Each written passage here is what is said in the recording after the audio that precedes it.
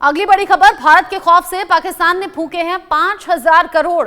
यहां पहलगाम हमले के बाद भारतीय कार्रवाई की आशंका है। जवाबी कार्रवाई के डर से पाकिस्तानी सेना की नींद उड़ी हुई है। पाकिस्तान ने 5,000 करोड़ के सैन्य साजो सामान खरीद लिए, यानी खुद को डिफेंड करने के लिए, आप खुद को बचाने के लिए इस हमले से ये 5,000 करोड़ खर्च किए हैं। फॉरवर्ड एयरबेस पर पाकिस्तान की 80 जेट्स तैनात किए गए हैं। पाकिस्तानी आर्मी को नियंत्रण रेखा पर मूव कराया गया है, यानी ये पता है पाकिस्तान को कि क्या उसने किया है। पहलगाम में हुई आतंकी घटना के तार यूं ही पाकिस्तान से नहीं जुड़ रहे। अब पाकिस्तान सरकार, पाकिस्तानी फौज ये समझ रही है कि भारत जवाबी कार्रवाई करेगा। पाकिस्तान में बेचैनी बढ़ी और इसी बेचैनी में 5,000 करोड़ रुपए फूंक डाले। सैन्य सामान, यानी कि सेना से जुड़ा हुआ जो साजो सामान होता है, युद्ध से जुड़ा हुआ जो सामान होता है, उसमें 5,000 करोड़ रुपए खर्च किए हैं पाकिस्तान में। और जवाबी कार्रवाई के डर से पाकिस्तान की न सिर्फ नींद उड़ी, बल्कि सीमा पर सेना को मूव भी कराया है और फाइटर जेट्स अब लाइन से खड़े कर दिए हैं। भारत के खौफ से पाकिस्तान में दहशत, पाकिस्तान में बेचैनी, पहलगाम हमले के बाद भारत की कार्रवाई का डर है और इसी आशंका के बीच में पाकिस्तानी सेना ने यह बड़ा कदम उठाया। पाकिस्तानी हुकूमत ने 5,000 करोड़ के सैन्य साजो सामान खरीदे हैं।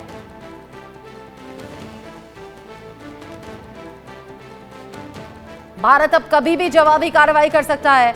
यहां हिंदुस्तान में बैठे हुए लोग भी ये मांग कर रहे हैं और ये पूछ रहे हैं कि आखिर कब भारत जवाब देगा। उधर पाकिस्तान में भी बेचैनी बढ़ी हुई है, क्योंकि वो जानता है कि भारत यूं ही आसानी से जाने नहीं देगा। फॉरवर्ड एयरबेस पर पाकिस्तान ने 80 जेट्स तैनात किए हैं। ये है इस वक्त का ताजा अपडेट।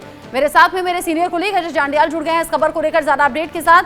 अजय, पहलगाम में हुई आतंकी घटना के बाद से ही पाकिस्तान में बेचैनी है। वो बेचैनी वहां हो रही मीटिंग्स में हमने देखी, वहां बेचैनी हमने देखा कैसे पाकिस्तानी सेना को सीमा पर मूव कराया गया और अब ये 5,000 करोड़ रुपए भी फूंक डाले पाकिस्तान ने। लेकिन क्या बच पाएगा इसके बाद?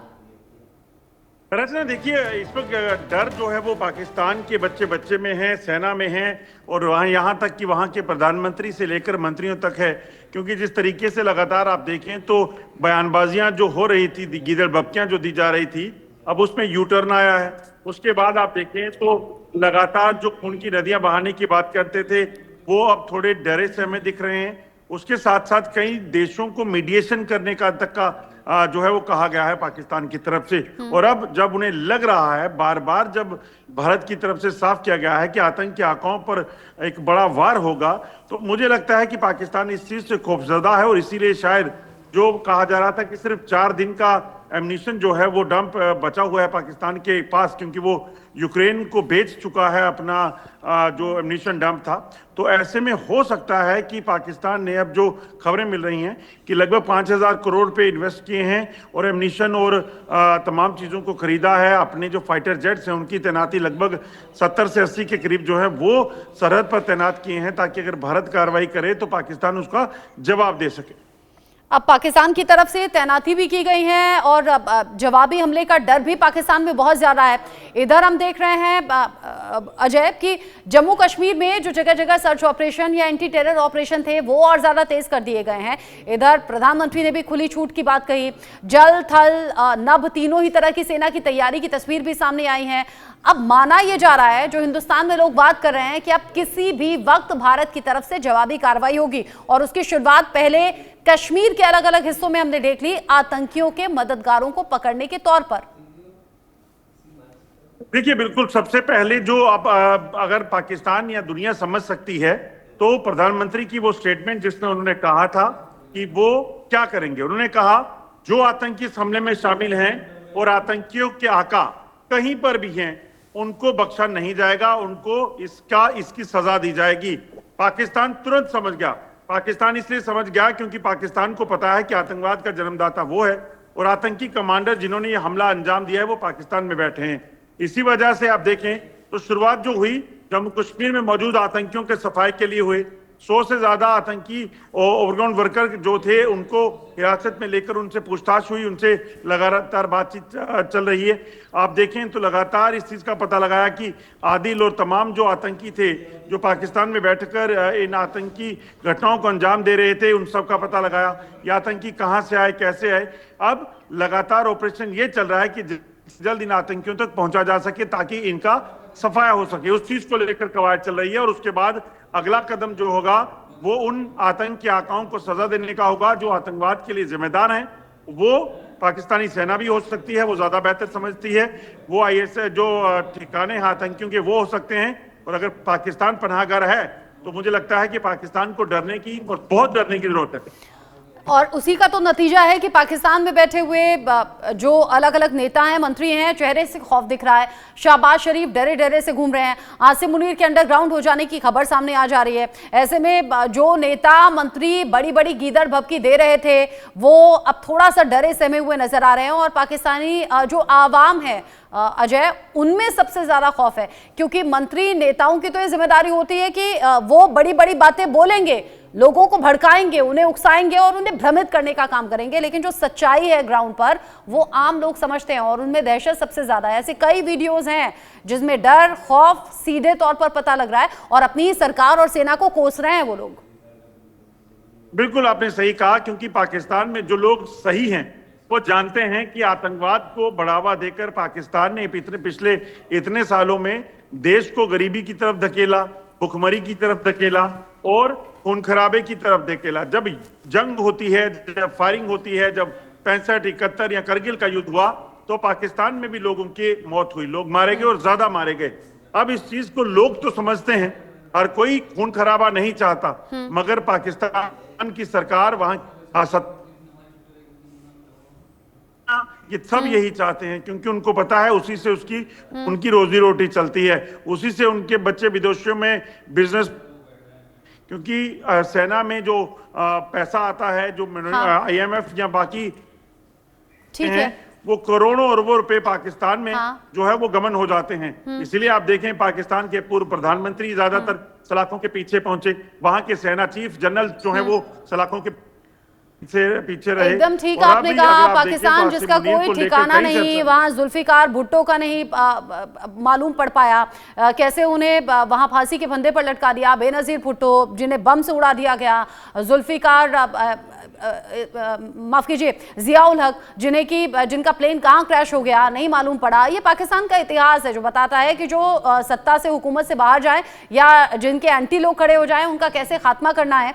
और यहां अब पाकिस्तान की आवाम की रक्षा तक वहां की सेना या सरकार नहीं कर पा रही है। बहुत शुक्रिया आपका अजय, ये पूरी डिटेल हमारे दर्शकों तक पहुंचाने के लिए। अजय ने ग्राउंड जीरो से बताया कि क्या कुछ अभी हो रहा है और पाकिस्तान में कैसे बेचैनी बढ़ गई है। लेकिन अजय ने ही एक ग्राउंड जीरो से रिपोर्ट भेजी है। एक इस्लाम पाकिस्तान का था जिसने पहलगाम हमले में आतंकियों को लेकर लोगों के नाम और मजहब पूछकर गोली मारकर हत्या करवा दी।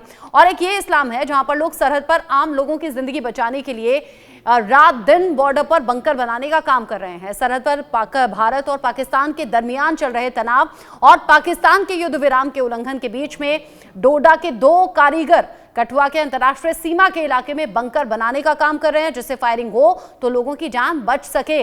ग्राउंड जीरो से मेरे सहयोगी अजय जांडियाल की रिपोर्ट देख लीजिए। हम इस समय रामगढ़ सेक्टर अंतर्राष्ट्रीय सीमा के इलाके में हैं और ये एक बंकर है, एक सुरक्षा कवच जो यहाँ के लोगों के लिए, जो बॉर्डर पर रहते हैं उन लोगों के लिए बनाया जा रहा है। केंद्र सरकार इसके लिए करोड़ों रुपए खर्च कर रही है। आप देखेंगे ये अंडरग्राउंड बंकर जो हैं बॉर्डर के इन इलाकों में जो है वो बनाए जा रहे हैं। और एक चीज इसमें खासियत मैं आपको बताऊं, आप देखेंगे यहाँ एक तस्वीर भारत और पाकिस्तान में क्या अंतर है वो आपको बताता हूं। ये सरहदी इलाकों में लोगों के लिए इसलिए बनाए जा रहे हैं ताकि लोग अपने घरों में सुरक्षित रहें।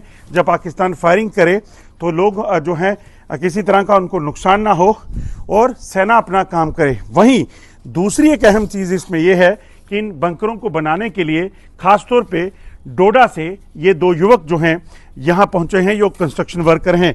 आप सोचिए, एक पहलगाम में हमला हुआ जिसमें मजहब को पूछकर जो है वो लोगों की हत्याएं की गई।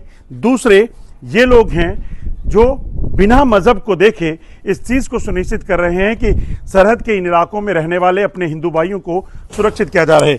आपका क्या नाम है? मोहम्मद याकूब सर। मोहम्मद याकूब, ये बताइए कहाँ के आप रहने वाले हैं और यहाँ कितनी दूर घर से जो है यहाँ पहुंचे खासतौर पे ये बंकरों को बनाने के लिए? हम डोडा डिस्ट्रिक्ट डोडा तहसील गुंदो के रहने वाले हैं।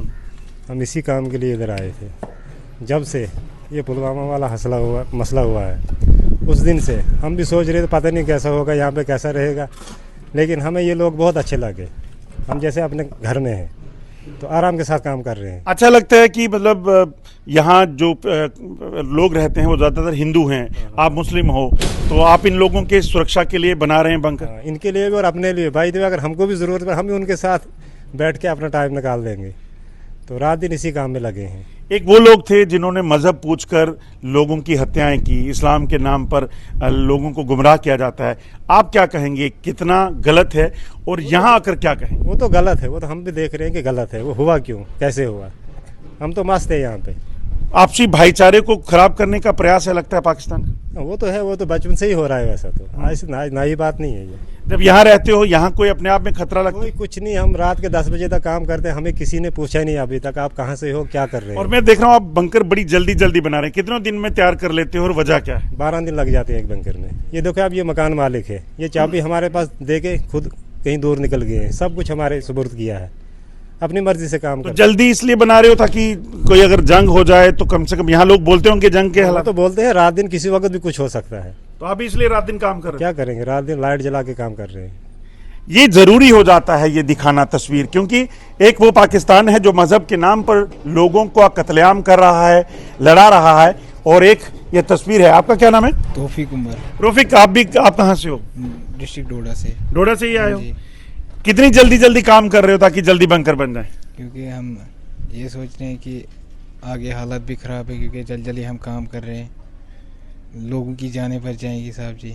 ये तस्वीर बड़ी ज़रूरी है, आपको बता दूं, क्योंकि एक तरफ वो हालात जिसमें पहलगाम में लोगों की हत्या मजहब पूछ के की गई, एक ये तस्वीर है जिसमें ये मुस्लिम समुदाय के लोग जो हैं खासतौर पे जम्मू के इस इलाके में आकर हिंदू कॉलोनियों में जल्द से जल्द बंकर बना रहे हैं ताकि ये इस इलाके को सुरक्षित कर सकें, अपनी और अपने हिंदू भाइयों की रक्षा कर सकें। Ajay Jandial, India news, Ramgarh sector.